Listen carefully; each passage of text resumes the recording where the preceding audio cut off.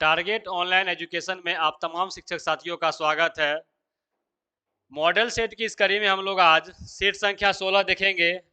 हम लोगों ने अभी तक 15 सेटों का एक्सप्लेनेशन एक्सपर्ट शिक्षकों के द्वारा देखा है। तो 16वां सेट की इस कड़ी में हम लोग देखते हैं। पहला प्रश्न जो है, पंचतंत्र की कहानी किसने लिखी है? तो देखिए, पहला ऑप्शन आपका है विष्णुदेव शर्मा, दूसरा ऑप्शन आपका है महावीर प्रसाद द्विवेदी, तीसरा ऑप्शन आपका है विष्णुदत्त शर्मा और चौथा ऑप्शन है आचार्य हजारी प्रसाद द्विवेदी। देखिए, तो इसमें थोड़ा इरर है क्वेश्चन में। क्वेश्चन कहते हैं टाइपिंग आंसर में इरर है। यहाँ हो जाएगा आपका विष्णु शर्मा। क्या हो जाएगा? विष्णु शर्मा। तो पंचतंत्र कहानी के जो लेखक हैं या रचयिता है वह कौन है? आपके विष्णु शर्मा। इस हिसाब से आपका आंसर हो जाएगा पहला का ये हो जाएगा। दूसरा देखिए, क्वेश्चन है कि घोड़े की गर्दन के लंबे लंबे मुलायम बालों को हम क्या कहते हैं? तो देखिए, पहला ऑप्शन आपका है अयाल, दूसरा है रेसे, तीसरा है गर्दन बाल और चौथा इनमें से कोई नहीं। तो देखिए, घोड़े के गर्दन के ऊपर जो मुलायम बाल होते हैं उसे हम कहते हैं अयाल। क्या कहते हैं? अयाल। तो दूसरा का आपका आंसर हो जाएगा ए हो जाएगा। चलिए, तीसरा प्रश्न देखते हैं कि निम्नलिखित में से कौन सा शब्द सूरज का पर्यायवाची नहीं है? कह रहा है कि इसमें से कौन सा जो है शब्द सूरज का पर्यायवाची नहीं है। देखिए, पहला आपका ऑप्शन है दिनकर, दूसरा है दिनेश, तीसरा है रवि और चौथा है राकेश। तो देखिए, सूरज का जो पर्यायवाची शब्द होता है, दिनकर का मतलब भी सूरज हो जाता है, दिनेश का मतलब भी क्या हो जाता है? आपका सूरज हो जाता है, रवि का मतलब भी क्या होता है? सूरज हो जाता है। लेकिन जो राकेश है, राकेश का मतलब सूरज नहीं होता। राकेश जो कहा जाता है वह आपको रात के जो भगवान होते हैं या देवता होते हैं उसको राकेश कहते हैं। जैसे आपका शशि कहलाया, तो मयंक हो गया, यह सब आपका हो गया राकेश का पर्यायवाची। तो देखिए, इनमें से कौन सा सूरज का पर्यायवाची नहीं है? तो राकेश जो है वह सूरज का पर्यायवाची नहीं है। तो 3 का आंसर आपका क्या हो जाएगा? डी हो जाएगा। चौथा प्रश्न है, बाछे खिलना से क्या तात्पर्य है? देखिए, चौथा क्वेश्चन है आपका बाछे खिलना से क्या तात्पर्य है? तो ऑप्शन देखिए, मुंह छाना, बहुत प्रसन्न होना, फूल खिलना और नटखटपन। देखिए, बाछे खिलना का मतलब हो जाता है बहुत प्रसन्न होना। क्या हो जाएगा आपका? बहुत प्रसन्न होना। तो ऑप्शन आपका हो जाएगा क्या हो जाएगा? बी। 4 का ऑप्शन हो जाएगा आपका बी हो जाएगा। बाछे खिलना का मतलब क्या हो जाएगा? बहुत ही प्रसन्न होना। पांचवा प्रश्न है आपका, लोक नृत्य करने वाले क्या कहलाते हैं? देखिए, लोक नृत्य करने वाले क्या कहलाते हैं? पहला है लौकिक, दूसरा है लोगों के साथ नाचना, तीसरा है लोक नर्तक, चौथा है लोक नायक। देखिए, तो नृत्य करने वाला क्या कहलाता है? तो नृत्य करने वाला जो कहलाता है आपका नर्तक कहलाता है। और कौन कौन नृत्य करता है? तो लोक नृत्य करता है। इसका मतलब क्या हो जाएगा आपका? लोक नर्तक। क्या हो जाएगा? 5 का आंसर हो जाएगा सी। चलिए, छठा प्रश्न है खिला पिलाकर बैलों को ले करने चला खेत पर काम, यह पंक्ति किसके लिए कही गई है? पहला ऑप्शन है बैलगाड़ी वाला के लिए, दूसरा है मजदूर के लिए, तीसरा है किसान के लिए और चौथा है जमींदार के लिए। तो देखिए, इसका सही आंसर आपका हो जाएगा क्या हो जाएगा? वह हो जाएगा किसान। 6 का आंसर हो जाएगा किसान। क्योंकि किसान जो होते हैं वह बैलों को खिला पिलाकर कहाँ ले जाते हैं? खेत ले जाते हैं। तो इसका आंसर क्या हो जाएगा? 6 का आंसर हो जाएगा आपका सी हो जाएगा। देखिए, हमारे यहाँ ऑनलाइन का जो है दक्षता का बैच प्रारंभ है और यह बैच जो है शाम के 7:30 से लेकर 10:30 तक चलती है। जो भी साथी हमारे संस्था से जुड़ना चाहते हैं, यह जो नंबर दिया गया हुआ है इस नंबर पर आप कांटेक्ट करके हमारे संस्था में अपना नामांकन प्राप्त कर सकते हैं और अपनी सफलता को सुनिश्चित कर सकते हैं। चलिए, 7वां जो प्रश्न है आपका कि सिंहासन हिल उठे राजवंशों ने भ्रिकुटी तानी थी, में भ्रिकुटी तानने का क्या अर्थ होता है? पहला आपका ऑप्शन है रस्सी तानना, दूसरा है पर्दा तानना, तीसरा है क्रोधित होना और चौथा है भय से कांपना। तो देखिए, भ्रीकुटी तानना का अर्थ होता है क्रोधित होना। क्या हो जाएगा आपका? हो जाएगा क्रोधित हो जाना। तो आपका 7 का आंसर क्या हो जाएगा? सी हो जाएगा। जैसे राजवंश क्रोधित होते हैं तो सिंहासन क्या होती है? हिल उठती है। तो यहाँ भ्रिकुटी तानी का मतलब क्या हो जाना? क्रोधित हो जाना। चलिए 8वां प्रश्न है, प्राचीन शब्द का विलोम है समीचीन, समकालीन, अर्वाचीन या उपयुक्त में से कोई नहीं। देखिए प्राचीन शब्द का जो विलोम होता है वह क्या हो जाता है? अर्वाचीन हो जाता है। तो 8 का आंसर आपका क्या हो जाएगा? सी हो जाएगा। 9वां नंबर प्रश्न देखते हैं कि भूल गया है क्यों इंसान, भूल गया है क्यों इंसान कविता के रचयिता कौन है? पहला ऑप्शन है रामधारी सिंह दिनकर, दूसरा आपका हरिवंश राय बच्चन, तीसरा जानकी वल्लभ शास्त्री और चौथा है आपका अरुण कमल। तो भूल गया है क्यों इंसान कविता के जो लेखक है वह आपके हरिवंश राय बच्चन। तो 9 का आपका आंसर हो जाएगा बी हो जाएगा। उसके बाद 10वां नंबर प्रश्न है कि भेड़िया आया शीर्षक कहानी से हमें क्या शिक्षा मिलती है? देखिए भेड़िया आया शीर्षक कहानी से हमें क्या शिक्षा मिलती है? झूठ नहीं बोलना चाहिए, केवल झूठ बोलना चाहिए, सच और झूठ दोनों बोलना चाहिए और डी है इनमें से कोई नहीं। तो भेड़िया आया कहानी शीर्षक से हमें यही शिक्षा मिलती है कि हमें झूठ नहीं बोलना चाहिए। क्या होता है? झूठ बोलने से कभी कभी अपने प्राणों को भी गंवाना पड़ सकता है। तो 10 का जो आंसर हो जाएगा आपका वह क्या हो जाएगा? ए हो जाएगा। प्रश्न संख्या 11 जो है कि अमृत का पर्यायवाची है। देखिए अमृत का पर्यायवाची है सुधा, सस्य, अनंत या शहद। तो देखिए अमृत का जो पर्यायवाची होता है वह क्या हो जाता है? सुधा हो जाता है। क्या हो जाता है? वह आपका हो जाएगा सुधा। आंसर हो जाएगा को हो जाएगा। इसके अलावे आपका इसका हो जाता है सोम हो जाता है, पीयूष हो जाता है, सोम हो गया, पीयूष हो गया, पीयूष में, हाँ पीयूष में, उसके बाद अमीय हो गया। ये जितना भी शब्द है वह आपका क्या हो जाता है? वह अमृत का पर्यायवाची शब्द हो जाता है। उसके बाद देखिए 12 नंबर प्रश्न है, अश्व का पर्यायवाची है घोटक, अनंत, सूरपति या निशाचर। देखिए अश्व का मतलब क्या होता है? घोड़ा होता है। और घोटक, घोटक का भी अर्थ क्या हो जाता है आपका? तो घोड़ा। तो 12 का आंसर आपका क्या हो जाएगा? तो 12 का आंसर आपका हो जाएगा को हो जाएगा। तो अश्व का पर्यायवाची क्या हो जाएगा? घोटक हो जाएगा। इसके बाद आपका क्या होता है? हो जाता है, तुरंग हो जाता है, घोड़ा हो जाता है। यह सभी क्या है? अश्व का पर्यायवाची शब्द है। चलिए उसके बाद देखिए 13 नंबर प्रश्न है आपका कि अचल का पर्यायवाची है। देखिए अचल का पर्यायवाची है तो अडिग, अटल, अविचल या उपयुक्त में से कोई नहीं। तो देखिए अचल, अचल का मतलब हो जाता है अडिग, अटल और अविचल। मतलब आपका तीनों सही है। तीनों का मतलब क्या होता है? अचल होता है। अचल का मतलब होता है स्थिर होना। तो इस हिसाब से आपका आंसर क्या हो जाएगा? 13 का घ हो जाएगा, उपर्युक्त सभी हो जाएगा। उसके बाद देखिए क्वेश्चन नंबर 14 है, अभिलाषा का पर्यायवाची है। तो देखिए अभिलाषा का जो पर्यायवाची क्या क्या है? आकांक्षा है, उसके बाद क्या है? अहंकार है, विकार है और हार्दिक है।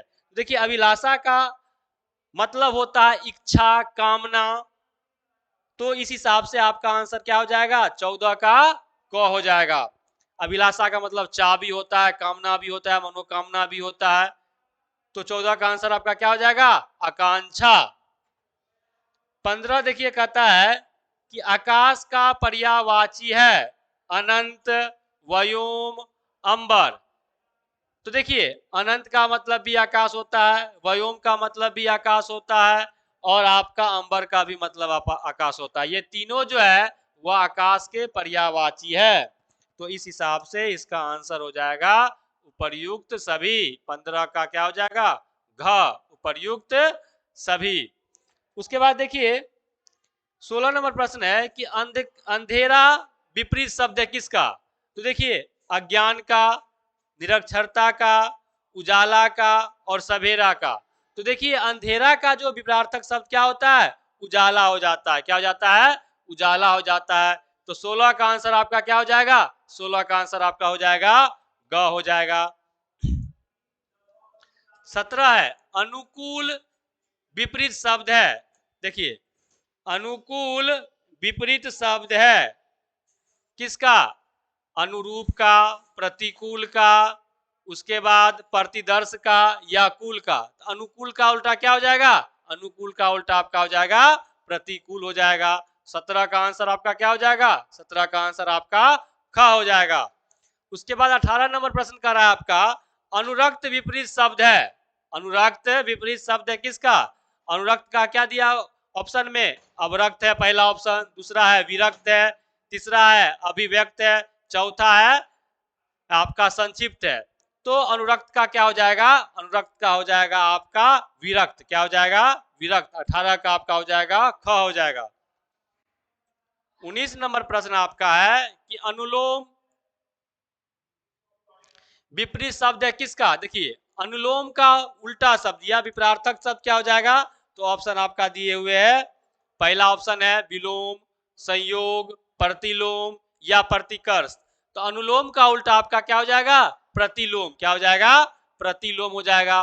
तो 19 का आंसर क्या हो जाएगा आपका ग हो जाएगा। उसके बाद देखिए 20 नंबर प्रश्न है अतरंग। अतरंग विपरीत शब्द है किसका, अतरंग। देखिए अंत मतलब होता है अंदर का रंग और बही, बही का मतलब हो जाएगा बाहर। तो अतरंग का उल्टा क्या हो जाएगा, बहिरंग। क्या हो जाएगा, बहिरंग। तो 20 का आपका आंसर क्या हो जाएगा, क हो जाएगा। 21 नंबर प्रश्न आपका है कि जिसके समान दूसरा ना हो। अब देखिए पहला ऑप्शन है आपका शक्तिशाली, दूसरा है प्रतिभाशाली, तीसरा है अद्वितीय और चौथा है पराक्रमी। तो देखिए जिसके समान दूसरा ना हो उसको क्या कहते हैं, अद्वितीय कहते हैं। तो आपका आंसर क्या हो जाएगा 21 का, 21 का आपका आंसर हो जाएगा ग हो जाएगा। क्या हो जाएगा, 21 का आंसर आपका हो जाएगा ग। अद्वितीय, जिसके समान दूसरा ना हो उसे हम क्या कहते हैं, अद्वितीय कहते हैं। अब देखिए 22 नंबर प्रश्न है जिसके पास कुछ भी नहीं हो उसे हम क्या कहते हैं। तो पहला आंसर है गरीब, दूसरा है दरिद्र, तीसरा है अकिंचन, चौथा है विनीत। तो देखिए जिसके पास कुछ भी नहीं हो तो उसको हम कहते हैं अकिंचन। क्या कहते हैं, अकिंचन कहते हैं। तो 22 का आंसर आपका क्या हो जाएगा, ग हो जाएगा। 23 नंबर प्रश्न आपका है कि वह वस्तु जिसके आर पार देखा ना देखा जा सके, ना देखा जा सके। देखिए जिसके आर पार ना देखा जा सके उसको हम क्या कहते हैं, अपारदर्शी। क्या कहते हैं, अपारदर्शी कहते हैं। तो 22 का क्या हो जाएगा, ग हो जाएगा। क्या हो जाएगा, 23 का क्या हो जाएगा आपका ग हो जाएगा। जिसके आर पार देख सकते हैं उसको पारदर्शी कहते हैं, जिसके आर पार नहीं देख सकते उसको क्या कहते हैं, अपारदर्शी कहते हैं। और जिसको हम आंशिक रूप से दूसरी ओर देख सकते हैं उसको क्या कहते हैं, पारभासी कहते हैं। अब देखिए तो 24 नंबर आपका प्रश्न है जिसको जीता ना जा सके। देखिए जिसको जीता ना जा सके उसे हम क्या, उसको क्या कहते हैं, अभय कहते हैं या अजय कहते हैं या विजय या इनमें से कोई नहीं। तो जिसको जीता ना जा सके उसका मतलब क्या हो जाता है, वो उसको कहते हैं अजय। चलिए तो 24 का आंसर आपका क्या हो जाएगा, ख हो जाएगा। 25 नंबर देखिए वह कवि जो तत्काल कविता करे। देखिए 25 नंबर कहता है कि वह कवि जो तत्काल कविता करे उसे हम क्या कहते हैं। पहला आपका ऑप्शन है सुकवि, दूसरा है महाकवि, तीसरा है आशु कवि और चौथा जो आपका है वह है राजकवि। तो देखिए तो वह कवि जो तत्काल कविता की रचना करता है, मतलब किसी घटना को देखकर या तुरंत किसी चीज को देखकर तुरंत कविता की रचना कर देता है, रैंडम कविता की रचना जो कर देता है उसको हम क्या कहते हैं, आशु कवि कहते हैं। क्या कहते हैं, आशु कवि कहते हैं। तो 25 का जो आंसर आपका हो जाएगा वह क्या हो जाएगा, ग हो जाएगा। 25 का आंसर क्या हो जाएगा, ग हो जाएगा। अब जो है अगला प्रश्न है गणित का जो प्रश्न है, इस गणित के प्रश्न को सॉल्व करने के लिए हमारे आफ्ताब सर आ रहे हैं। चलिए, तो जो भी साथी दक्षता परीक्षा में नामांकन लेना चाहते हैं वह इस नंबर पर कॉल करके संस्था से जुड़ सकते हैं। हमारे यहाँ जो इसका बैच प्रारंभ हो चुका है, जो कि शाम को 7:30 बजे से लेकर रात्रि 10:30 बजे तक चलती है। चलिए आइए सर।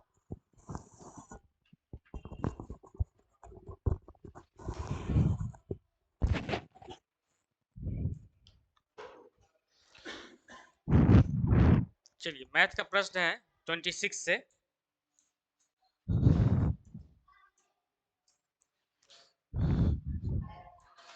दक्षता का एग्जाम जो है 18 जून से होने वाली है। जो साथी नहीं जुड़े हैं जल्द से जल्द जुड़ जाएं।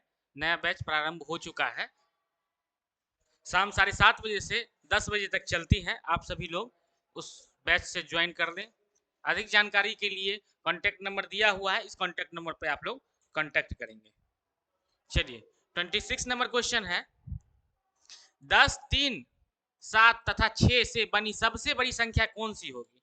10, 3, 7 और 6 से बनी सबसे बड़ी संख्या कौन सी होगी? तो आप सबसे बड़ी संख्या बनाने के लिए सबसे पहले हम 7 को लिखते हैं, क्योंकि हमारा जो नंबर शुरू होता है 0 से 9 तक। तो सबसे बड़ा इसमें आपको क्या दिख रहा है? तो 7 दिख रहा है। तो 7, 7 के बाद 6, 6 के बाद क्या? 3, 3 के बाद क्या? 1, उसके बाद 0। ये ऑप्शन जो है वही आंसर होगा। कौन सा है? 76,310। 76,310 आंसर आपका हो गया बी।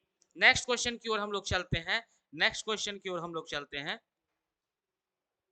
27 नंबर क्वेश्चन है, संख्या 7609 7609 में 6 के स्थानीय मान क्या होगा? मतलब किस स्थान पे 6 है उसका स्थानीय मान बताना है। 1000वें स्थान पे है, 100वें स्थान पे है, या दहाई के स्थान पे है, या इकाई के स्थान पे, यही उसका स्थानीय मान होता है। यही उसका स्थानीय मान है।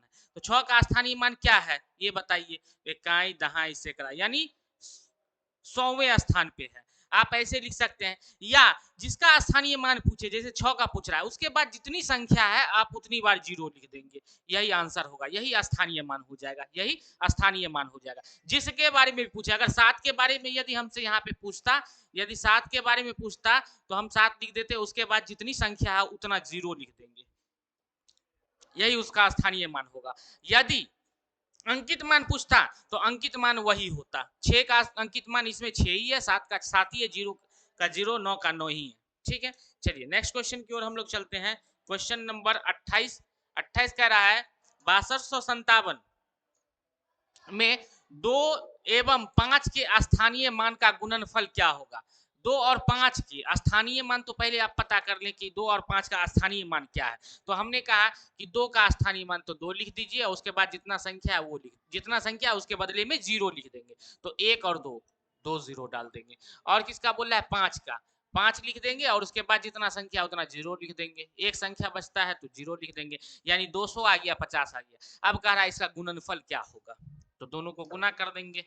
200 गुने 50, 200 गुने 50 कितना हो जाएगा? 5 दूना 10, 10,000, 10,000। इसका आंसर हो जाएगा 4। इसका आंसर हो जाएगा 4। चलिए नेक्स्ट क्वेश्चन की ओर हम लोग चलते हैं। अगला क्वेश्चन है क्वेश्चन नंबर 29। क्वेश्चन नंबर 29 है कि 12,1300 2 दहाई बराबर क्या होगा? 12,000 लिख लीजिए, 12,000, उसके बाद 1300, उसके बाद 2 दहाई यानी 20, और इसको जोड़ देंगे, और इसको जोड़ देंगे। 12,1320, 12,1320, इसको जोड़ दीजिएगा। 1300, 1300 और 20, इसको जोड़िए ऐसे, सामने सामने लिखिए। 1300 और 20, 2 दहाई बोल रहा है तो यहाँ पे 0, 2, 3, 3, 1, 13,320। इसका क्या आ जाएगा जोड़ने के बाद? 13,320। आंसर इसका हो गया 2। चलिए नेक्स्ट क्वेश्चन की ओर हम लोग चलते हैं। अगला क्वेश्चन है कि 11 से 20 तक कितनी भाज्य संख्या है? कितनी भाज्य संख्या है? तो भाज्य संख्या वैसी संख्या कहते हैं जो जिसका गुणनखंड 2 या 2 से अधिक होता हो। जैसे सबसे छोटा 4 है, तो 4 एक इसका गुणनखंड है, 2 से ये विभाजित है, और क्या 4 से है, यानी 2 से अधिक है, 2 से अधिक है, कटेगा जिससे। तो 11 से 20 तक में एक 12 हो जाएगा, एक 14 हो जाएगा, 15 भी हो जाएगा, 16 भी हो जाएगा, 17 नहीं 18 होगा और 20 होगा। गिन लीजिए 1 2 3 4 5 6, 6 टोटल कितने 11 से 20 तक भाज्य संख्या, तो 6 भाज्य संख्या है। देखिए 12 का देखेंगे तो 1 है, उसके बाद क्या है 3 है, उसके बाद क्या है 4 है, उसके बाद क्या है 12 है। 1 से भी कटेगा, 4 से भी, 3 से भी कटेगा, 4 से भी कटेगा और 12 से भी कटेगा, है कि नहीं। चलिए नेक्स्ट क्वेश्चन की ओर हम लोग चलते हैं, अगला प्रश्न की ओर, अगला प्रश्न की ओर। क्वेश्चन नंबर 34 है, क्वेश्चन नंबर 34 है कि 4 अंकों की सबसे बड़ी एवं सबसे छोटी संख्या का योगफल क्या होगा। तो 4 अंकों की सबसे बड़ी संख्या 9999 और 4 अंकों की सबसे छोटी संख्या कितना 1000 है ना, 1000। तो क्या हो जाएगा 9999 और 1000, 10999 होगा। 4 अंकों की बड़ी संख्या 1 2 3 4 हो गया 9999, और छोटी संख्या 1, 4 अंक हो गया 1 2 3 4, 1000 हो गया। तो इसको जब जोड़ेंगे तो क्या होगा 10,999, 10,999, आंसर सी। चलिए नेक्स्ट प्रश्न की ओर चलते हैं। 1 से 100 तक अभाज्य संख्याओं की संख्या क्या है। अभाज्य संख्याओं की संख्या क्या है 1 से 100 तक। तो 1 से 100 तक आप इसे याद रखेंगे कि 25 अभाज्य संख्याओं की संख्या 25 है। अभाज्य संख्या पूछे या रूढ़ संख्या पूछे, इसी को बोलते हैं रूढ़ संख्या, भी इंग्लिश में प्राइम नंबर बोलते हैं, प्राइम नंबर बोलते हैं, प्राइम नंबर बोलते हैं। तो कितने हैं 1 से 100 तक 25 है, और 1 से 50 तक 15 है। ये दो चीज को आप याद रखेंगे, 25 है, ठीक है। अभाज्य संख्या किसे कहते हैं, वैसी संख्या जिसका गुणनखंड सिर्फ 2 हो, जिसका गुणनखंड 1 और स्वयं हो, या यूं कह सकते हैं कि वैसी संख्या जो सिर्फ खुद से और 1 को छोड़कर किसी अन्य से न कटे, वह अभाज्य संख्या होती है। सबसे छोटी अभाज्य संख्या 2 है, इसका देखिएगा यह 1 से और 2 से ही कटेगा, सिर्फ 1 और 2 से ही विभाजित होगा। ये मतलब कि 1 से और स्वयं से, 1 से और स्वयं से। दूसरा 3 लेते हैं जो कि 1 से विभाजित है और स्वयं से विभाजित है। तीसरा कोई किसी से विभाजित नहीं, स्वयं से और 1 से। चलिए नेक्स्ट क्वेश्चन की ओर हम लोग चलते हैं। 32 के बाद हम लोग चलते हैं 33 नंबर क्वेश्चन पे। निम्नलिखित में से कौन सी संख्या, निम्नलिखित में से कौन सी संख्या 6 से पूरी तरह विभाजित है, 6 से पूरी तरह कट रहा है। तो ऑप्शन को काट के आप देख लीजिए क्या है, 6 6 5 30, 6 1 6 कट गया, 1 1, ठीक है 1, इसको काट के आप लोग देख लेंगे। नेक्स्ट अगले प्रश्न की ओर हम लोग चलते हैं। 512 में 512 में कौन छोटी से छोटी संख्या जोड़ने पर योगफल 3 से पूर्णतः विभाजित हो जाए, योगफल 3 से पूर्णतः विभाजित हो जाए, योगफल 3 से पूर्णतः विभाजित हो जाए। तो देखिए संख्याओं का 3 से वही जो संख्या कटेगी वह उसका योग भी 3 से कटेगा, ठीक है। तो आप देखिए कि 5 1 6 2 8, 8 हुआ। यदि इसमें हम 3 से कटने के लिए संख्याओं का योग भी अगर 3 से कट रहा है तो वह संख्या भी 3 से कटेगा। जैसे आप देखते हैं ना 18, क्या 3 से कटेगा जी। अगर इसका योग कट रहा है 3 से तो यह संख्या भी कटेगी। देखिए योग क्या है 8 1 9, क्या 3 से कटेगा जी, कटेगा, इसलिए यह संख्या भी कटेगी। तो इसको जो है क्या है 5 1 6 2 8 है, अगर एक और इसमें रहता तो यह 3 से कट जाता, क्या हो जाता 5 2 7 1 8 और 1 9, जो कि 3 से विभाजित है। जब यह 3 से विभाजित तो संख्या भी 3 से विभाजित होगी। योग करके देख लेंगे कि कट रहा है तो संख्या भी कटेगी। चलिए 12,04,003 के अंक में लिखा जा सकता है 12,04,003, 12,04,003 जोड़ के लिख लीजिए, 12 लाख लिख दीजिए, उसके नीचे क्या लिख देंगे 4000 लिख देंगे, उसके 3 लिख देंगे, जोड़ देंगे तो 12,04,003 आ जाएंगे। चलिए नेक्स्ट प्रश्न की ओर हम लोग चलते हैं। अगला क्वेश्चन है, अगला क्वेश्चन है 10 के घात में लिखा हुआ है कि 4265 को 10 के घात का प्रयोग कर विस्तार करें।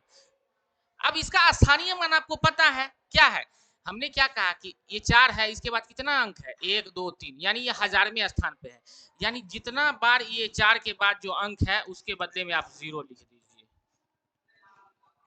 उसके बाद 2 है, प्लस लिख दीजिए, 2 गुने 1000 का पावर 1000 कितने बार है, कितना अंक है 1 2, 2 को लिख दीजिए। ठीक है, उसके बाद इसको इस तरह से लिखेंगे 4 गुने 10 के पावर 1 2 3 है, 3 लिख देंगे। ये वाला देखिए 2 गुने 10 का पावर 2 100वें स्थान पे है। उसके बाद 6 गुने 10 का पावर 1 0 है, और 5 गुने 10 के पावर 0, और किसी भी संख्या का पावर 0 का मतलब होता है 1। जब 5 को 10 के पावर 0 से गुना करेंगे तो 5 आएगा। किसी भी संख्या का 10 का पावर 0 बराबर 1 होगा, तो ये इसका मतलब 1 हुआ, तो 5 को 1 से गुना करेंगे तो 5 होगा, यानी ऑप्शन नंबर 1 आपका सही है। चलिए नेक्स्ट चलते हैं हम लोग।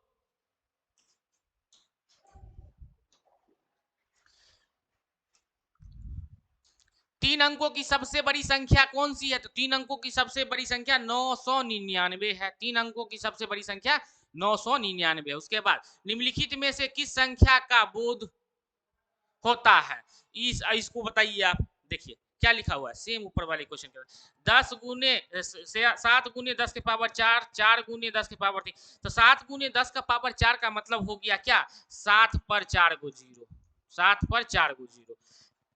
उसके बाद क्या 4 गुने 10 के पावर 3 का मतलब 4 पर कै गो 0, 3 गो 0, 4 पर कै गो 0, 3 गो 0, सामने सामने 4 पर 3 गो 0, 4 पर 3 गो 0।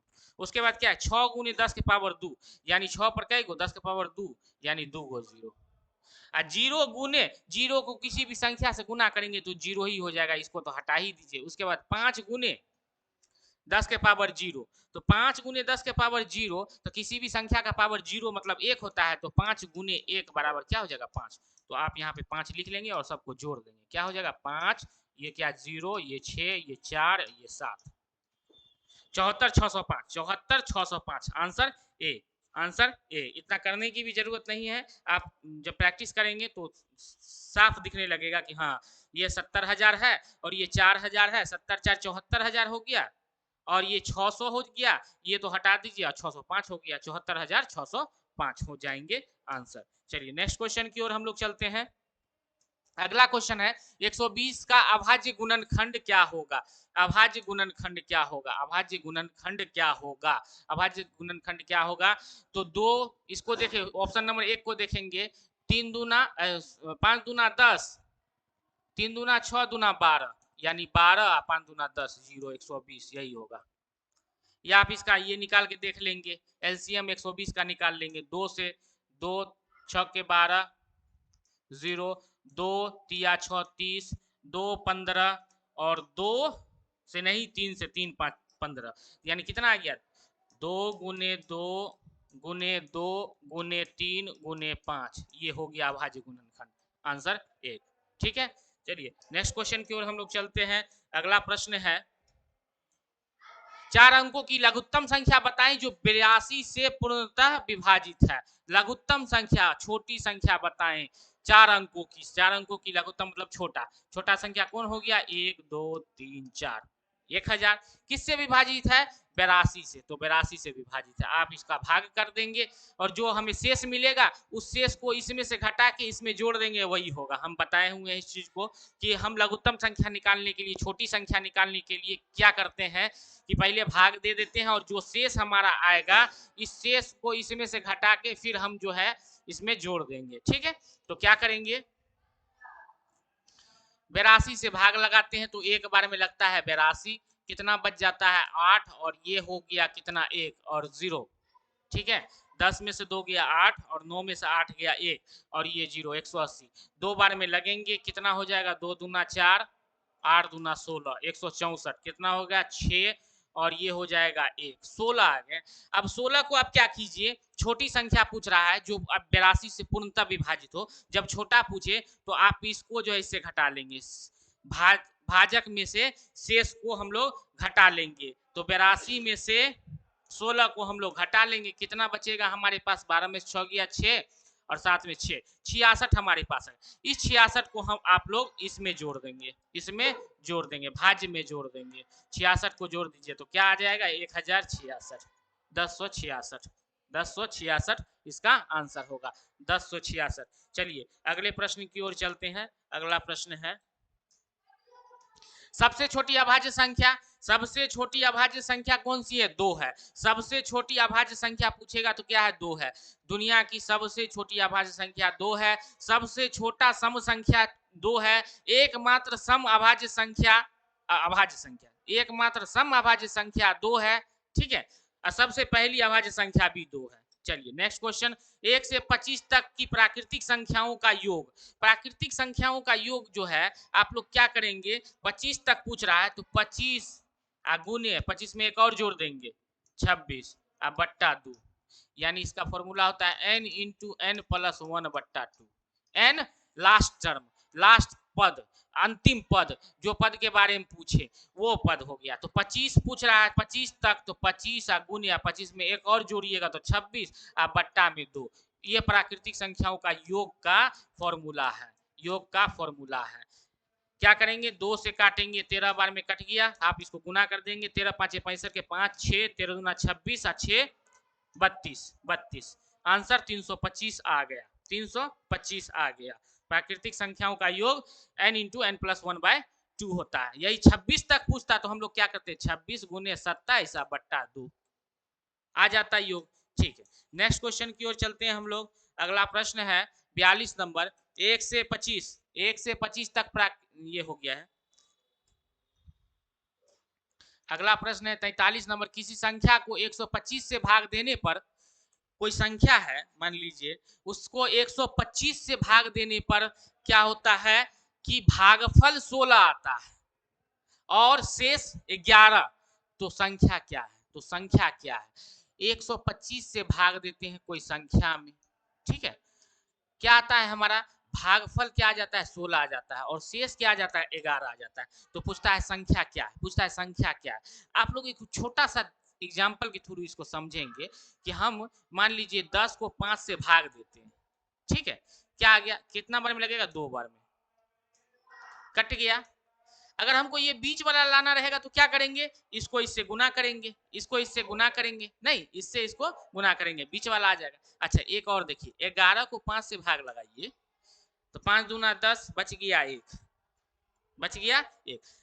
अब अगर हमको ये बीच वाला पता करना रहेगा तो हम क्या करेंगे, इसको इससे गुना कीजिए, 5 दूना 10 और इसको जोड़ दीजिए, यानी इसको जोड़ दीजिए। क्या करेंगे हम लोग, इसको जोड़ देंगे, भाजक को भागफल से गुना करके शेष जोड़ देंगे, ये आ जाएगा, भाज्य आ जाएगा आपका। तो इसको इससे गुना कीजिए और इसको जोड़ दीजिए, तो गुना कीजिए, 125 को 16 से गुना करेंगे हम लोग, क्या होगा, 16 5 80 के 0 हाथ में 8, 16 दूना 32, 8 40 के 0 हाथ में 4, 16 का 16 4 20, 2000 हो गया। और इसमें क्या करेंगे, इस शेष को जोड़ देंगे तो 2011 हो जाएगा, 2011 हो जाएगा, 2011 हो जाएगा। ये आपका आंसर आ गया। चलिए नेक्स्ट प्रश्न की ओर चलते हैं। अगला प्रश्न हमारा है, अगला प्रश्न है 44 नंबर है, 4 अंकों की वह बड़ी से बड़ी संख्या कौन सी है? बड़ी से बड़ी संख्या कौन सी है जो 88 से पूर्णतः विभाजित हो? हमने छोटी वाला को देखा था, अब बड़ी वाला को देखते हैं। बड़ी वाला में शेष को डायरेक्ट घटा देंगे और छोटा पूछेगा 4 अंकों, 3 अंकों, 2 अंकों की, तो आप लोग क्या करेंगे, शेष को भाजक से घटाकर भाज्य में जोड़ेंगे, लेकिन इसमें डायरेक्ट घटा देंगे। क्या करेंगे, बड़ा पूछ रहा है, बड़ा पूछ रहा है, बड़ा पूछ रहा है, तो 88 को भाग देंगे 4 अंकों की बड़ी संख्या से। क्या है 4 अंकों की बड़ी संख्या? 9 9 9 9। आप भाग दें इसको और जो शेष आएगा उसको इसमें से घटा लेंगे, तो भाग देंगे, एक बार में लगेगा 88, कितना बच गया, 11, 11 आ गया, एक उतारेंगे 9 हो गया, कितने बार में लगेंगे, 88 दूना कितना होता है, 8 दूना 16, नहीं ज्यादा हो जाएगा, एक बार में ही लगेगा 88, एक कितना बच गया, 3 और ये 9 आ जाएगा। अब इस 8 3 के 24, 3 बार में लग जाएगा, 8 4 के 32, 3 बार में लगेगा, कितना, 8 3 24 के 4 हाथ में 2, 8 3 24 और 2 26, आप इसको घटाएंगे तो क्या आ जाएगा, 55 आएंगे, 55 आएंगे, 55 आएंगे। 9 में से 4 गया 5, 11 में 6 गया 5। इस 55 को आप क्या करेंगे ना, बड़ी पूछ रहा है, डायरेक्ट इसमें से घटा लीजिए तो जो आएगा वो 88 से पूर्णतः विभाजित होगा। जब हम लोग 9 9 9 9 4 अंकों की बड़ी संख्या में से शेष को घटाएंगे तो क्या आ जाएगा, ये 4 4 9 9 99 44 9944, यही आंसर आ गया। बड़ी संख्या पूछेगा तो डायरेक्ट आप क्या करेंगे, शेष में भाज्य में से शेष को डायरेक्ट घटा लेंगे, डायरेक्ट घटा लेंगे, वही आंसर होगा, वो संख्या पूर्णतः विभाजित होगी जिसके बारे में कहा गया है। किस अंक का स्थानीय मान तथा अंकित मान सदैव समान होता है? स्थानीय मान और अंकित मान किस अंक का सदैव समान होता है? तो 0 का समान होता है। चलिए नेक्स्ट प्रश्न की ओर चलते हैं। अगला क्वेश्चन हम लोग का है क्वेश्चन नंबर 46, जो कि जफर सर का है, साइंस है। तो जफर सर आ रहे हैं साइंस के प्रश्न को लेकर। दक्षता का बैच शाम के 7:30 बजे से 10 बजे तक चलती है। जो लोग अभी तक एडमिशन नहीं लिए हैं वह एडमिशन जल्द से जल्द ले लें और यह कॉन्टैक्ट नंबर पे आप लोग संपर्क करें, इस कॉन्टैक्ट नंबर पे आप लोग संपर्क करें।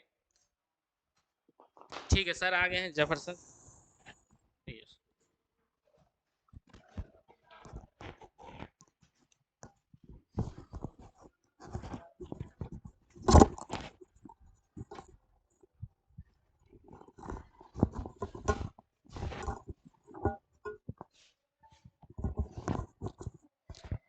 आप सभी साथियों का टारगेट ऑनलाइन एजुकेशन में स्वागत है।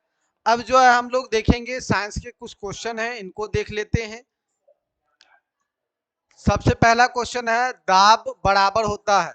हम लोग जानते हैं कि प्रति एकांक क्षेत्रफल पर लगने वाला जो बल होता है वो क्या कहलाता है, दाब कहलाता है। तो दाब बराबर क्या हो जाएगा, दाब बराबर हो जाएगा बल बट्टा क्षेत्रफल। दाब बराबर क्या हो जाएगा, बल बट्टा क्षेत्रफल, बल बट्टा क्षेत्रफल। दूसरा क्वेश्चन है आपका, दाब का मात्रक होता है। तो दाब बराबर अभी तुरंत हम लोग क्या देखें कि दाब बराबर होता है बल बट्टा क्षेत्रफल, बल बट्टा क्षेत्रफल। और बल का ऐसा मात्रक क्या होता है, न्यूटन, और क्षेत्रफल का क्या हो जाएगा, मीटर स्क्वायर। तो मेरा क्या हो जाएगा, न्यूटन प्रति वर्ग मीटर, न्यूटन प्रति वर्ग मीटर। नेक्स्ट क्वेश्चन देखेंगे, 48 नंबर देखेंगे। 48 नंबर में क्या कह रहा है, 48 नंबर में कह रहा है कि आपका आर्किमिडीज यूनान देश के क्या थे। तो आर्किमिडीज जो थे वो एक क्या थे, वो एक वैज्ञानिक तो थे ही, वो एक दार्शनिक भी थे, वो एक क्या थे, दार्शनिक भी थे। तो आपका आंसर क्या हो जाएगा, वो वैज्ञानिक एवं दार्शनिक ये दोनों थे, यानी ये दोनों ख और ग दोनों आंसर सही होगा, ख एवं ग, ख एवं ग, है कि नहीं। क्योंकि इन्होंने ही क्या दिया था, इन्होंने ही क्या दिया था, उत्प्लावक बल का नियम कौन दिए थे, यही दिए थे। दूसरा क्वेश्चन आपका कह रहा है, निर्वात पंप के द्वारा किसी बर्तन की क्या की जा सकती है, पूरी हवा निकाली जा सकती है, बहुत कम हवा निकाली जा सकती है, अधिकांश हवा निकाली जा सकती है। तो आपका आंसर क्या होगा, निर्वात पंप के द्वारा किसी बर्तन की अधिकांश हवा निकाली जा सकती है, अधिकांश हवा क्या की जा सकती है, निकाली जा सकती है। आपका आंसर ग हो जाएगा। 50 नंबर क्वेश्चन देखेंगे। 50 नंबर क्वेश्चन में कहा जा रहा है कि यदि प्रति वर्ग सेंटीमीटर पर, यदि प्रति वर्ग सेंटीमीटर पर 5 वर्ग सेंटीमीटर पर 5 न्यूटन का बल लग रहा हो तो दाब क्या होगा, यानी दाब क्या होगा। तो दाब बराबर हम लोग क्या जानते हैं, दाब बराबर जानते हैं बल बट्टा क्षेत्रफल, बल बट्टा क्षेत्रफल। बल कितना है, बल देखिए 5 न्यूटन है, बल कितना है 5 न्यूटन है, जबकि आपको एरिया कितना दिया हुआ है 5 cm स्क्वायर है, 5 cm स्क्वायर। ये और ये क्या हो जाएगा, कट जाएगा। तो आपका आंसर क्या होगा, 1 न्यूटन प्रति वर्ग cm, 1 न्यूटन प्रति वर्ग cm। नेक्स्ट क्वेश्चन देखते हैं, यदि बैरोमीटर की नली में पारा के स्थान पर पानी का व्यवहार किया जाए तो साधारणतः वायु दाब क्या होगा। अगर आप पारा के जगह पर पानी का इस्तेमाल करते हैं तो उसका वायु दाब क्या होगा, 10 मीटर होगा। कितना होगा, 10 मीटर होगा। नेक्स्ट क्वेश्चन देखते हैं, 52 नंबर क्वेश्चन देखते हैं। अंतरिक्ष यात्री साधारणतः एक विशेष प्रकार का सूट पहनते हैं, एक विशेष प्रकार का क्या करते हैं, सूट पहनते हैं। उसके पीछे कारण क्या है, शरीर को हवा से बचाने के लिए, या वायुमंडलीय ताप से बचने के लिए, या अपने रुधिर वाहिनों को फटने से बचाने के लिए। तो हम लोग जानते हैं अंतरिक्ष जो है, यानी जैसे जैसे आप ऊपर जाते हैं तो क्या हो जाता है, जैसे जैसे आप ऊपर जाते हैं तो आप पर जो है प्रेशर, जैसे जो ये कोई धरती है, ठीक है, धरती से नीचे जाइएगा, धरती से नीचे जाइएगा तो प्रेशर क्या होगा, बढ़ेगा, प्रेशर क्या होगा, बढ़ेगा, प्रेशर क्या होगा, बढ़ेगा, प्रेशर क्या होगा, बढ़ेगा, प्रेशर क्या होगा, बढ़ेगा। और यही बात ठीक उल्टा होता है, जब आप ऊपर जाते हैं तो प्रेशर कम हो जाता है, प्रेशर क्या हो जाता है, कम हो जाता है। तो हमारे शरीर के अंदर क्या होता है, हमारे शरीर के अंदर भी बाहर की ओर एक प्रेशर लगाया जाता है। तो जब आप ऊपर जाइएगा तो वो प्रेशर के कारण क्या होगा, क्योंकि बाहर से प्रेशर आपके शरीर पर कम लगेगा, अंदर से ज्यादा लगेगा, तो आपकी क्या होगी, रुधिर वाहिना फट जाएगी। इसी के कारण विशेष प्रकार का सूट पहनना होता है। तो आपका आंसर ग हो जाएगा, आपका आंसर क्या हो जाएगा, ग हो जाएगा। अब नेक्स्ट क्वेश्चन है, नेक्स्ट क्वेश्चन है, एक वायुमंडलीय दाब बराबर होता है। तो आपका एक वायुमंडलीय दाब जो होता है वो किसके बराबर होता है, वो 76 मीटर पारा स्तंभ के बराबर होता है, यानी Hg पारा, यानी किसके बराबर होता है, 76 मीटर पारा स्तंभ के बराबर होता है। नेक्स्ट क्वेश्चन देखेंगे 54 नंबर क्वेश्चन, दर में गहराई बढ़ने पर दाब क्या होता है। हम बताए ना, पृथ्वी का जो स्तर है, तल है, उस तल से आप नीचे जाइएगा तो क्या होगा, प्रेशर यानी दाब क्या होगा, बढ़ेगा, क्या होगा, बढ़ेगा, प्रेशर क्या होगा, बढ़ेगा, प्रेशर क्या होगा, बढ़ता है, प्रेशर क्या होगा, बढ़ता है, ठीक है। नेक्स्ट क्वेश्चन देखिए, बर्फ में पानी तैरती है क्योंकि बर्फ का घनत्व, पानी तैरती है, पानी तैरती, पानी पर जो है बर्फ तैरती है, कहीं ना कहीं बर्फ का क्या है, घनत्व कम है, घनत्व क्या है, कम है, पानी के घनत्व से अधिक होता है, अगर घनत्व अधिक रहता तो डूब जाता है कि नहीं, पानी के घनत्व से कम होता है, पानी के घनत्व से कम होता है। नेक्स्ट क्वेश्चन देखेंगे, नेक्स्ट क्वेश्चन, पहाड़ पर खाना पकाने में कठिनाई होती है, पहाड़ पर खाना पकाने में क्यों कठिनाई होगी, तो हमने अभी तुरंत बताया कि जब आप ऊपर जाते हैं तो क्या होता है, प्रेशर कम जाता है, प्रेशर क्या हो जाता है, कम जाता है। जब प्रेशर कमेगा तो किसी चीज को पकने में क्या होगा, अधिक समय लगेगा, है कि नहीं। हम लोग प्रेशर कुकर में क्या करते हैं, हम लोग प्रेशर बढ़ा देते हैं, जिसके कारण कोई भी चीज आसानी से पक जाता है। वही चीज आप सोचिए, जब आप पहाड़ पर जाइएगा वहां प्रेशर ऑलरेडी कम जाएगा, और जब प्रेशर कम होगा तो कोई चीज जल्दी से सीझेगा नहीं, कोई भी चीज जल्दी पकेगा नहीं।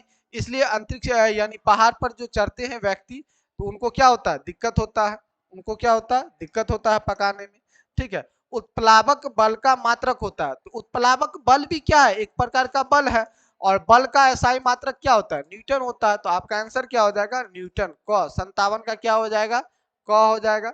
नेक्स्ट क्वेश्चन देखते हैं 58 नंबर, दूरबीन नेत्रिका होती है। तो दूरबीन जो नेत्रिका होती है, आपकी दूरबीन जो नेत्रिका होती है वो किस प्रकार की नेत्रिका होती है, तो ये जो कहीं ना कहीं उत्तल लेंस का होता है, क्या किस चीज का होता है, उत्तल लेंस का होता है, किस चीज का होता है, उत्तल लेंस का होता है। तो ये कह सकते हैं आप कि दूरबीन जो होती है बड़ी फोकस दूरी वाली क्या होती है, उत्तल लेंस होती है। बात कर रहे हैं संयुक्त सूक्ष्मदर्शी में अभिदर्शक द्वारा बना प्रतिबिंब कैसा होता है, तो ये प्रतिबिंब कैसा बनता है संयुक्त सूक्ष्मदर्शी में, तो संयुक्त सूक्ष्मदर्शी में प्रतिबिंब जो बनेगा वो कैसा बनेगा, वास्तविक बनेगा और बड़ा होता, वास्तविक बनेगा और क्या होगा, बड़ा होगा। नेक्स्ट क्वेश्चन देखते हैं 60 नंबर, 60 नंबर में कहता है प्रतिदीप्त पिंड है, यानी प्रतिदीप्त पिंड किसे कहते हैं, एक ऐसा पिंड जिसके पास अपना प्रकाश हो, एक ऐसा पिंड जिसके पास क्या हो, अपना प्रकाश हो, उसे क्या कहते हैं, उसे प्रतिदीप्त पिंड कहते हैं। तो आप गौर कीजिए, जितने भी ग्रह हैं उनके पास अपना कोई प्रकाश नहीं होता, उनके पास अपना कोई प्रकाश नहीं होता है। तो आप बृहस्पति नहीं होगा, चंद्रमा नहीं होगा, मंगल ग्रह नहीं होगा, पर तारों के पास क्या होता है, अपना प्रकाश होता है, इसलिए तारे क्या होंगे, तारे प्रतिदीप्त पिंड होंगे, तारे क्या होंगे, तारे प्रतिदीप्त पिंड होंगे। नेक्स्ट क्वेश्चन देखेंगे, नेक्स्ट क्वेश्चन है पुनर्जागरण क्या था। तो पुनर्जागरण क्या था, तो पुनर्जागरण अगर देखा जाए तो कहीं ना कहीं पुनर्जागरण में अगर गौर से देखा जाए, अगर ये सभी ऑप्शन अगर को गौर से देखिए तो वो एक प्रकार का राजनीतिक आंदोलन भी था, बौद्धिक आंदोलन भी था, धार्मिक आंदोलन भी था, किसान आंदोलन नहीं था। तो अगर आपको ये तीनों ऑप्शन दिया रहे, यहाँ लिखा रहे उपर्युक्त सभी, उपर्युक्त सभी, तो आप इसको टिक कीजिएगा, इसको टिक कीजिएगा, डी को टिक कीजिएगा। मगर यहाँ पर अगर इस तरह से ऑप्शन दे तो सबसे पहले वो क्या थी, वो एक चेतना थी। पुनर्जागरण क्या थी, पुनर्जागरण एक प्रकार की चेतना थी। बाद में उसने क्या किया, उसमें धार्मिक आंदोलन भी जुड़ा, राजनीतिक आंदोलन भी बना। तो पहले क्या थी, वो एक प्रकार की चेतना थी, बौद्धिक आंदोलन था। तो सबसे पहले अगर इस हिसाब से देखा जाए तो इसका आंसर क्या होगा, इस हिसाब से इसका आंसर बौद्धिक आंदोलन होगा। नेक्स्ट क्वेश्चन है, नेक्स्ट क्वेश्चन आपका है कि धर्म सुधार आंदोलन का प्रातःकालीन तारा किसे कहा जाता है। धर्म सुधार आंदोलन का प्रातःकालीन तारा किसे कहा जाता है, तो धर्म सुधार का प्रातःकालीन तारा जॉन विक्लिफ को कहा जाता है। किसको कहा जाता है, जॉन विक्लिफ को कहा जाता है। जर्मनी में धर्म सुधार आंदोलन के नेता कौन थे, तो जर्मनी में जो है धर्म सुधार के आंदोलन के नेता कौन थे, Martin Luther king, Martin Luther king, Martin Luther king, Martin Luther king. तो इसका आंसर क्या हो जाएगा, ए हो जाएगा। इसका आंसर क्या हो जाएगा, ए हो जाएगा। औद्योगिक क्रांति का क्या अर्थ है, औद्योगिक क्रांति कब आई, अगर गौर से देखा जाए तो औद्योगिक क्रांति जो है कहीं ना कहीं जब वाष्प शक्ति से चलने वाला जो यंत्र का उत्पादन हुआ, तो कहीं ना कहीं उसी वक्त से क्या आई, औद्योगिक क्रांति आई। तो आपका आंसर क्या हो जाएगा, ग हो जाएगा। आपका आंसर क्या हो जाएगा, ग हो जाएगा। नेक्स्ट क्वेश्चन देखेंगे 65 नंबर, पुनर्जागरण का आरंभ किस देश में हुआ था। पुनर्जागरण का जो आपका आरंभ हुआ था वो कहाँ हुआ था, पुनर्जागरण का जो आरंभ हुआ था वो आपका कहाँ हुआ था, इटली से हुआ था। पुनर्जागरण का आरंभ कहाँ हुआ था, इटली से हुआ था। जबकि अगर आपसे क्वेश्चन पूछे औद्योगिक क्रांति सबसे पहले किस देश में हुई, तो औद्योगिक क्रांति आपका इंग्लैंड में हुआ था। औद्योगिक क्रांति कहाँ हुई थी, इंग्लैंड में हुआ था, है कि नहीं। नेक्स्ट क्वेश्चन, औद्योगिक क्रांति का आरंभ किस उद्योग से हुआ था, तो औद्योगिक क्रांति का जो आरंभ हुआ था वो किस उद्योग से, तो आप लोग जानते होइएगा कि उस समय जो है वस्त्र उद्योग जो है बहुत ही प्रकाश स्थिति में थी, यानी बहुत ही ऊपर की स्थिति में थी।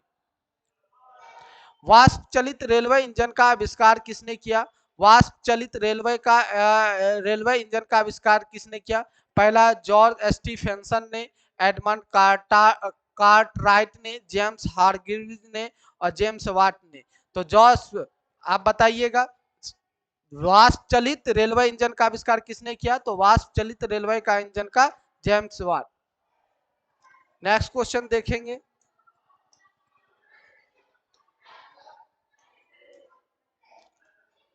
सुरक्षा दीप, सुरक्षा दीप का आविष्कार किसने किया, तो सुरक्षा दीप का जो आविष्कार किया था वो किसने किया था, हम्फ्री डेवी ने किया था। किसने किया था, हम्फ्री डेवी ने किया था।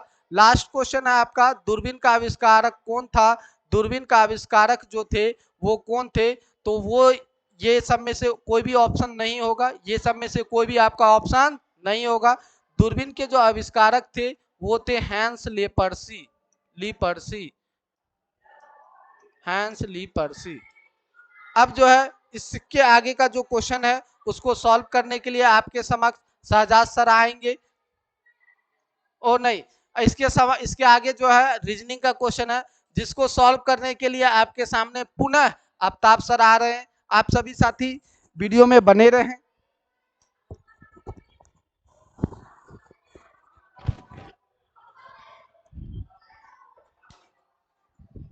चलिए रीजनिंग के प्रश्नों को देखते हैं मैथ के बाद।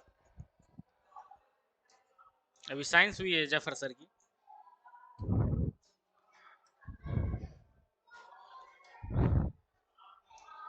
देखिए क्वेश्चन नंबर 71 है कि एक पंक्ति में 15 लड़कियां खड़ी हैं, यदि राधा का एक सिरे से 5वें नंबर पर है तो उसका दूसरे सिरे से कौन सा नंबर होगा। पंक्ति दी, ये रैंकिंग का क्वेश्चन है, यह रैंकिंग का क्वेश्चन है। पंक्ति दिया रहे, आपको क्लास दिया रहे, ग्रुप दिया रहे, ऊपर से बोले नीचे से बोले, तो यह इसमें आप जो फॉर्मूला लगाएंगे वह कुल बराबर होता है, कुल जितने भी टोटल होंगे कुल होंगे बराबर होता है दायां प्लस बायां और -1। ठीक है, ऊपर से बोले नीचे से बोले, कुल नहीं दिया रहे, इसमें से कोई आपको 2 डाटा दिया रहेगा, कोई 2 दिया रहेगा, तीसरे को आप आसानी से निकाल लेंगे। तो इसमें क्या कर रहा है कि एक पंक्ति में 15 लड़कियां खड़ी है, टोटल हमें दिया हुआ है 15, अब कह रहा है यदि राधा का एक सिरे से 5वें स्थान, मान लेते हैं कोई सिरा दायां ही मान लेते हैं 5वां स्थान, तो पूछ रहा है कि दूसरे सिरे से उसका स्थान क्या होगा, यानी बायां से क्या होगा। दोनों में से किसी को लिख सकते हैं आप, -1। तो 5 में से 1 गया 4, तो 4 को इधर लाएंगे तो 15 में से 4 घट जाएगा, 15 में से 4 घट जाएगा, कितने बच जाएंगे, 11वां स्थान। 11वां स्थान, यही आंसर हो गया, 11वां स्थान आंसर हो गया। चलिए अब हम लोग चलते हैं प्रश्न संख्या क्वेश्चन नंबर 72 पर। इसमें कह रहा है कि 40 लड़कों की कतार में 40 लड़का है, उसमें जो है विकास दायां ओर से 14वें स्थान पर है, उसका स्थान पूछ रहा है बायां ओर से। बस वही हम लोग क्या करेंगे, कुल बराबर हम लोग जानते हैं, कुल बराबर क्या होता है, बायां या दायां, बायां प्लस दायां -1, ठीक है। कुल हमें दिया हुआ है कि 40 लड़का है कतार में खड़ा, और जो है विकास का जो है दायां ओर से स्थान दिया हुआ है और बायां से पूछ रहा है, तो बायां को बायां ही रहने दीजिए, और दायां का स्थान 14 दिया हुआ है और -1 लिख देंगे। 14 में से गया 13, बायां से स्थान क्या हो जाएगा, 40 में से 13 चला जाएगा तो क्या हो जाएगा, 40 में से 13 चला जाएगा तो क्या हो जाएगा, 27वां स्थान होगा। किधर से, बायां से, 27वां स्थान होगा बायां से, 27वां स्थान होगा बायां से। अब हम लोग चलते हैं प्रश्न संख्या 73 पर। 73 पर, प्रश्न संख्या 73 पर इसमें कह रहा है कि 49 छात्रों की कक्षा में, इसमें भी क्या करेंगे, कुल बराबर क्या होगा, टोटल बराबर क्या होगा, left plus right -1, left plus right, बायां प्लस दायां -1। तो कुल कितने हैं, 49 हैं। करीम का स्थान जो है शीर्ष से क्या है, 16 है, 16 है। तो पूछ रहा है नीचे से क्या होगा, नीचे से क्या होगा, तो आप नीचे से निकाल लेंगे, इसको x मान लीजिए, नीचे ही लिख दीजिए, नीचे से क्या होगा, -1। तो 16 - 1 15, 49 में से 15 क्या गया तो क्या होगा, 49 में से 15 घटा दीजिए, ये नीचे से निकल जाएगा, नीचे से उसका स्थान निकल जाएगा। तो 49 में से 15 चले जाएंगे तो क्या होगा, 4 और ये 3, 34वां स्थान। क्या ऑप्शन में 34 है, नहीं है, तो इनमें से कोई नहीं हो जाएंगे। चलिए नेक्स्ट प्रश्न की ओर चलते हैं। अगला क्वेश्चन हम लोग का है 74 नंबर, 74वां क्वेश्चन है कि 52 छात्रों की कक्षा में राहुल का क्रम 15वां है, तो आखिर से उसका क्रम क्या होगा, यानी शुरू से दे रखा है 15, तो आखिर से पूछ रहा है, शुरू से दे रखा है 15, आखिर से, तो कुल बराबर लेफ्ट प्लस राइट लिखिए या शुरुआत प्लस अंत लिखिए, शुरुआत प्लस अंत -1। कुल हमें दिया हुआ है 52 और राहुल का क्रम शुरू से दिया हुआ है 15, आखिर से पूछ रहा है, तो अंत लिख दीजिए और -1 लिख देंगे, -1 लिख देंगे। 15 में से 1 गया 14 और 52 में से 14 जो जाएगा वही अंत से आ जाएगा। 52 में से क्या करेंगे, 14 को हम लोग घटा लेंगे, तो 52 में से 14 गया तो 8, 12 में से 4 गया 8 और 4 में से 1 गया 3, 38वां स्थान हो जाएगा, 38वां स्थान हो जाएगा। चलिए अगले क्वेश्चन पे हम लोग चलते हैं। क्वेश्चन नंबर है 75, 75। 75वां क्वेश्चन है, श्रृंखला में अगली संख्या कौन होगी। यह जो सीरीज दिया गया है इसमें अगला संख्या आपको बताना है कि क्या होगा। तो 7, आप देखिए कुछ इसमें मिल रहा है, तो 7 के बाद 10, 7 3 10, 10 के बाद -2 8, उसके बाद ये 8 3 11, देखिए 7 के बाद 7 2 7 3 10, 3 जुटा, फिर 10 के बाद क्या, -2 8 हो गया, फिर 8 + 3 11, 11 - 2 9 और 9 + 3 12, ठीक है। यानी हम लोग देख रहे हैं कि +3 - 2 +3 - 2 +3 फिर -2 होगा, तो -2 होगा तो क्या हो जाएगा, 10 हो जाएंगे। यहाँ पे क्या हो जाएगा, 10 हो जाएगा, यहाँ पे 10 हो जाएगा। एक चीज और इसमें हम दिख रहा है, दूसरे तरीका से भी हम बना सकते हैं। देखिए 10 है, 7 10 8 11 9 और 12 है। तो आप इसमें देख रहे हैं कि अगला पूछ रहा है, यहाँ पे आप देख रहे हैं 7 के बाद 8 एक छोड़ के, 8 के बाद 9 एक छोड़ के, 9 के बाद अगला एक छोड़ के क्या होगा, 10 होगा, 10 होगा। तो दोनों तरीका से बना सकते हैं। चलिए क्वेश्चन नंबर है 76, 76वां क्वेश्चन है, किसी कूट भाषा में 6 को TJY लिखा जाता है, तो पेन को क्या लिखा जाएगा।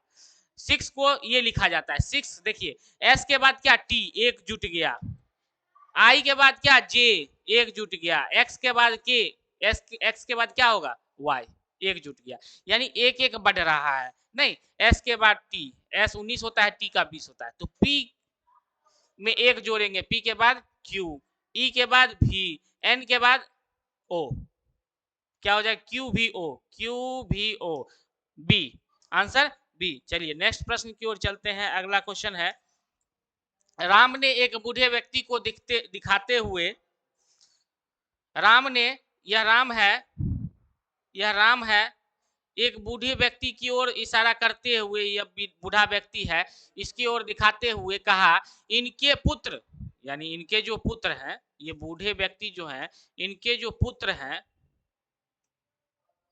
बूढ़े व्यक्ति के पुत्र जो हैं वो कौन है, मेरे पुत्र के चाचा हैं, यानी इसका पुत्र, यानी एक पीढ़ी नीचे इसके पुत्र के कौन है, चाचा है, ये चाचा है, ये क्या है चाचा है, यानी ये दोनों भाई हैं, ये दोनों क्या है भाई हैं।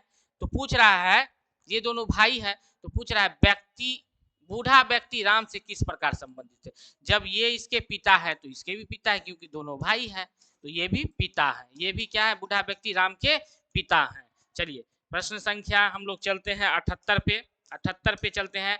अपने पुत्र के चित्र की ओर इशारा करते हुए, अपने पुत्र की ओर, चित्र की ओर इशारा करते हुए एक व्यक्ति ने औरत से कहा, यह व्यक्ति है और यह औरत है, यह पॉजिटिव और निगेटिव वाली औरत हो गई, यही पॉजिटिव ले लिए व्यक्ति के बारे में। यह पुत्र अपने पुत्र की ओर इशारा करता है, ठीक है, पुत्र को नीचे रखते हैं, एक पीढ़ी नीचे रखते हैं, इसका पुत्र है, यहाँ पे रखते हैं, इसको पॉजिटिव देते हैं, इसका पुत्र है, इसकी ओर इशारा करते हुए कहा कि उसकी माँ जो है, यानी इसकी माँ, यानी इसकी पत्नी, तुम्हारी माँ की, यानी तुम्हारी इस औरत की माँ की एकलौती पुत्री है, यानी इसकी माँ की एकलौती पुत्री, यह तो स्वयं हो गई, इसकी माँ की एकलौती पुत्री, यह तो स्वयं हो गई, यह औरत स्वयं हो गई, इसकी माँ की एकलौती पुत्री, यानी औरत खुद, यानी औरत खुद, यानी औरत खुद हो गई, क्या कह रहा है एकलौती पुत्री है, इसकी माँ कौन हो गई, यह औरत हो गई, यानी ये दोनों में क्या संबंध आ गया, ये दोनों में पति पत्नी का संबंध आ गया। पूछा क्या जा रहा है, औरत उस व्यक्ति से संबंध है, क्या संबंध है, तो पत्नी का संबंध है, क्या संबंध है, पत्नी का संबंध है। चलिए नेक्स्ट प्रश्न की ओर चलते हैं हम लोग। अगला प्रश्न है,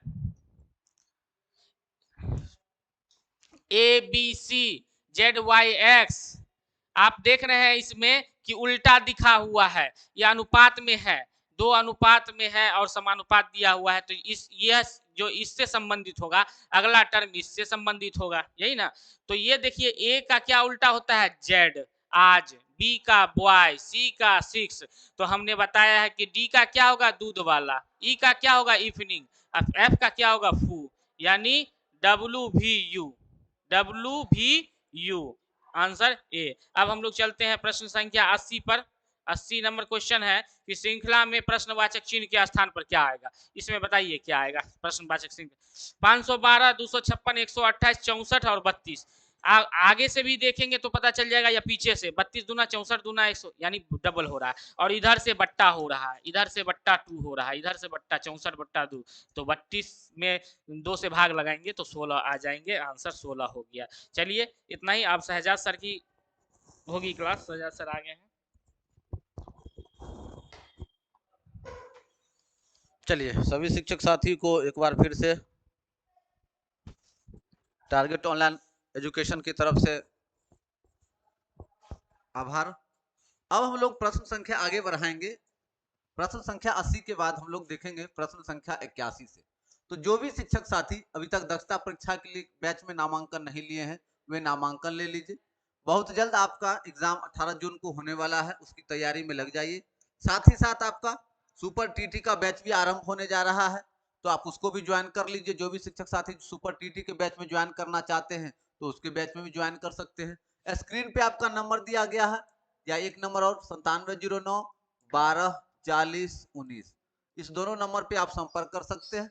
चलिए शुरू करते हैं आज का प्रश्न। सबसे पहला 81 नंबर कि शिक्षण प्रशिक्षण क्यों आवश्यक है, कि आखिर आप शिक्षक को प्रशिक्षण क्यों देते हैं, इससे क्या फायदा होता है। चलिए देखते हैं कि अध्यापक कुशलताओं की वृद्धि के लिए, शाला व्यवस्था विधि को समझने के लिए, विषय के ज्ञान की वृद्धि के लिए, या उपर्युक्त सभी के लिए। तो शिक्षण प्रशिक्षण हम सारे चीजों के लिए देंगे, तो इसका आंसर क्या हो जाएगा, डी हो जाएगा।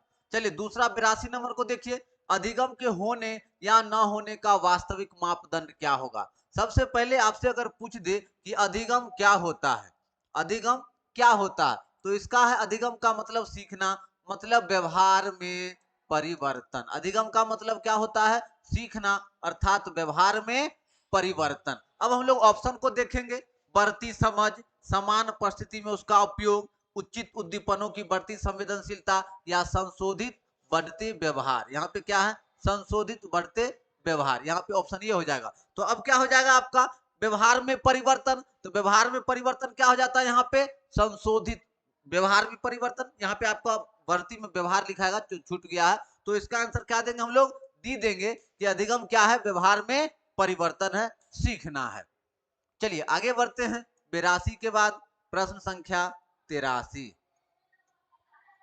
चलिए 83 नंबर को देखिए क्या कह रहा है, 83 कह रहा है कि एक अध्यापक का सबसे महत्वपूर्ण कार्य क्या है, शिक्षण करना, बच्चों का सामाजिक विकास करना, बच्चों को अनुशासित करना, या बच्चों की वृद्धि में सहायता करना। तो आपको पता होना चाहिए कि हम जो बच्चों को पढ़ाते हैं तो कहीं न कहीं उस समाज के अनुरूप ही उसको ढालने का प्रयास करते हैं। बच्चे का समाजीकरण बहुत ही जरूरी है, क्योंकि अब ना आप बच्चों को पढ़ाते हैं कि नौकरी हो, पैसा कमाई हो, लेकिन पढ़ाने का असल उद्देश्य यही होता था कि हम एक अच्छे नागरिक को तैयार करें, समाज के एक अच्छे व्यक्ति की का निर्माण कर सके। तो क्या हो जाएगा, बच्चों का सामाजिक विकास करना। तो 83 का बी। 84 को देखिए कि अध्यापक के व्यक्तित्व निर्माण को प्रभावित करता है, कौन करता है, अनुवांशिक, वातावरण, अनुवांशिकता और वातावरण की अंतःक्रिया, या इनमें से कोई नहीं। तो पहले मैंने कितनी बार कहा है कि व्यक्तित्व और विकास की बात आए तो दो चीजों को बिल्कुल नहीं भूलना है, एक अनुवांशिकता को और एक परिवेश को। तो क्या हो जाएगा आंसर, अनुवांशिकता और वातावरण की अंतःक्रिया।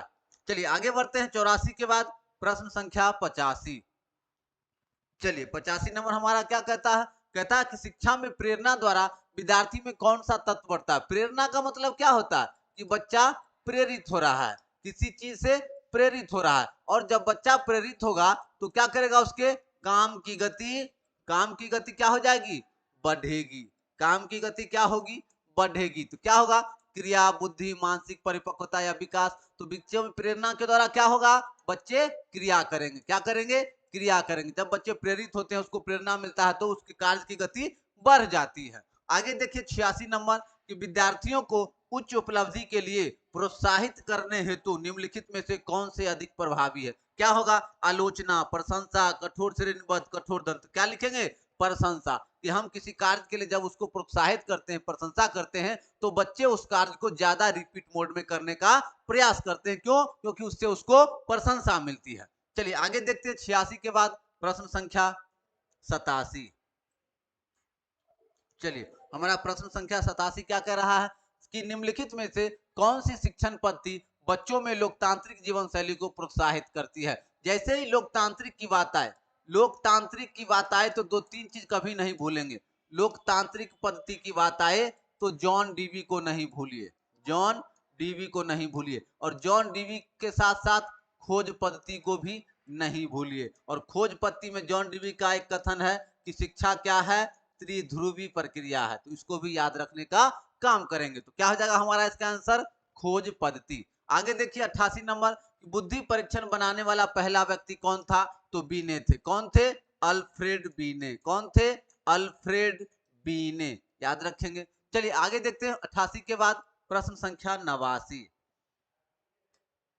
चलिए प्रश्न संख्या 89 को देखिए। 89 क्या कर रहा है कि शिक्षा के भिन्न भिन्न उद्देश्य हैं। अध्यापक के नाते क्या आप मानते हैं कि शिक्षा के सभी उद्देश्य क्या है, एक दूसरे के विरोधी है, नहीं, एक दूसरे के पूरक हैं, समान रूप से महत्वपूर्ण, उपयोगी नहीं है। अब आपके पास दो ऑप्शन है कि शिक्षा के जो सभी उद्देश्य या तो एक दूसरे के पूरक हैं या समान रूप से महत्वपूर्ण है। तो मनोवैज्ञानिक ने कहा कि शिक्षा के जितने उद्देश्य हैं वो सभी इंपोर्टेंट हैं, वो जितने भी हैं, चाहे सामाजिक विकास हो, मानसिक विकास हो, राजनीतिक विकास हो, जो भी विकास है, चाहे संज्ञानात्मक विकास हो, संवेगात्मक विकास हो, सब अपने आप में परिपूर्ण है। तो क्या हो जाएगा इसका आंसर, सी, समान रूप से महत्वपूर्ण है। नमा को देखिए, किडन गार्डन शिक्षा पद्धति निम्नलिखित में से किस पर जोर देता है? तो किडन गार्डन पद्धति क्या है? बच्चों के लिए है। तो जब बच्चों के लिए होगा तो बच्चों के इंद्रियों के शारीरिक प्रशिक्षण पर बल दिया जाता है। कहाँ? किडन गार्डन में। चलिए आगे देखते हैं प्रश्न संख्या 90 के बाद प्रश्न संख्या 91।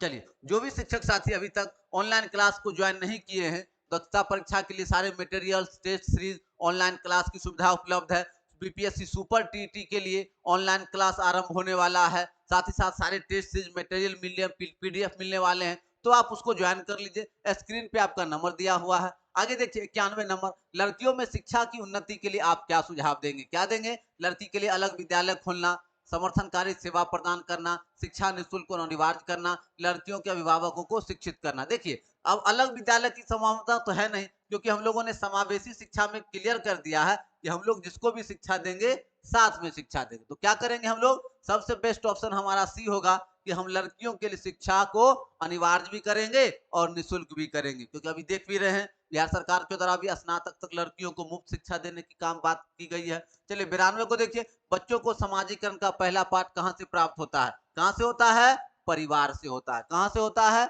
परिवार से होता है। चलिए आगे बढ़ते हैं, प्रश्न संख्या 92 के बाद प्रश्न संख्या 93। चलिए 93 क्या कह रहा है? 93 कह रहा है कि हमारे जैसे बदलते समाज वाले देश में अध्यापक का योगदान भी अर्थपूर्ण है। जबकि कब है? जबकि बच्चों के व्यक्तित्व के विकास में सहायता करता है, समुदाय की आवश्यकताओं को पूरा करता है, बच्चों को नौकरी के लिए तैयार करता है, सामाजिक उद्देश्य के साथ साथ व्यक्तित्व के विकास में क्या हो जाएगा? सामाजिक उद्देश्य भी हो जाएगा और व्यक्तित्व विकास भी। तो ये दोनों ऑप्शन सही होगा, तो हमारा आंसर हो जाएगा डी। चलिए 94, महात्मा गांधी ने किस शिक्षा प्रणाली का प्रतिपादन किया था? किसका किया था? बेसिक शिक्षा का किया था। महात्मा गांधी 1937 बेसिक शिक्षा का कॉन्सेप्ट आपको अच्छे से याद होगा। चलिए आगे देखते हैं 94 के बाद प्रश्न संख्या 95। चलिए प्रश्न संख्या 95 क्या कह रहा है कि किशोरावस्था का आयु वर्ग क्या? किशोरावस्था 12 से 18 के बीच में रखिएगा। तो कहाँ है हमारा? ऑप्शन सी 13 से 18। चलिए 96 नंबर, हमारे देश में निम्नलिखित में से कौन सी शिक्षा प्रणाली प्रचलित है? तो ऐसे तो आपका ए ऑप्शन है, लेकिन ये 1986 के अनुसार है। 2020 के अनुसार हम लोग याद रखेंगे 5+3+3+4। ये कौन सा डाटा है? 1986 के द्वारा 10+2+3। चलिए आगे देखते हैं प्रश्न संख्या 96 के बाद प्रश्न संख्या 97। चलिए 97 क्या कह रहा है? 97 कह रहा है कि प्रारंभिक शिक्षा की सबसे बड़ी समस्या क्या है? अध्यापक का प्रशिक्षित न होना, पर्याप्त दृश्य श्रव्य सामग्री का अभाव, प्रारंभिक शिक्षा पूर्ण बिना बालक द्वारा विद्यालय छोड़ देना। तो क्या हो जाएगा? बच्चे क्या होते हैं? विद्यालय छोड़ देते हैं, अपनी प्रारंभिक शिक्षा पूरी नहीं करते हैं, विद्यालय छोड़ देते हैं। चाहे उनके माता पिता की आर्थिक स्थिति कमजोर हो, उसके लिए खेतों में काम करना हो, परदेश चले जाते हैं, कहीं कामों में लग जाते हैं, तो सबसे बड़ी समस्या वो विद्यालय छोड़ देते हैं। 98 नंबर देखिए, बालक के विकास में शिक्षा का महत्वपूर्ण योगदान है। किसके लिए? तो आर्थिक विकास, नैतिक विकास, सर्वांगीण या मानसिक विकास। तो क्या हो जाएगा? सर्वांगीण विकास, सभी विकासों के लिए। चलिए 98 के बाद प्रश्न संख्या 99। चलिए 99 को देखते हैं। 99 क्या कह रहा है कि शिक्षित नागरिक होने के नाते आप सर्वाधिक बल किस बात पर देंगे? पहला, क्षेत्र में विभिन्न प्रकार की शैक्षिक सभा के आयोजन पर, विभिन्न आयाम पर शोध करने के लिए, अधिक से अधिक शिक्षा प्राप्त करने के लिए प्रेरित करने पर, शिक्षा संबंधी पुस्तक का वितरण। क्या करेंगे? शिक्षा प्राप्त करने के लिए प्रेरित करने पर बल देंगे, तो सी हो जाएगा। चलिए 100 क्वेश्चन को देखिए, शिक्षा का सार्थक एवं प्राथमिक उद्देश्य क्या होगा? छात्रों को गृह कार्य देना, उसकी नियमित जांच करना, छात्र के अनुभवों को अधिक से अधिक संवर्धित करना, छात्र का मूल्यांकन करना और छात्र के लिए पाठ्यगामी क्रिया का नियंत्रण करना। तो सबसे बेस्ट ऑप्शन क्या हो जाएगा आपका? ऑप्शन बी, कि आप छात्र के अनुभव को ज्यादा से ज्यादा संवर्धित करने का प्रयास करेंगे। तो ये थे आपके सेट नंबर 16 दक्षता परीक्षा के लिए बहुत ही इंपोर्टेंट सेट है आपका। जो भी शिक्षक साथी ऑनलाइन क्लास से नहीं जुड़े हुए, ऑनलाइन क्लास से जुड़ जाइए। इसी तरह से अगले वीडियो में भी हम एक नए टेस्ट सीरीज को लेकर आएंगे। मिलते हैं अगले वीडियो में, तब तक के लिए जय हिंद।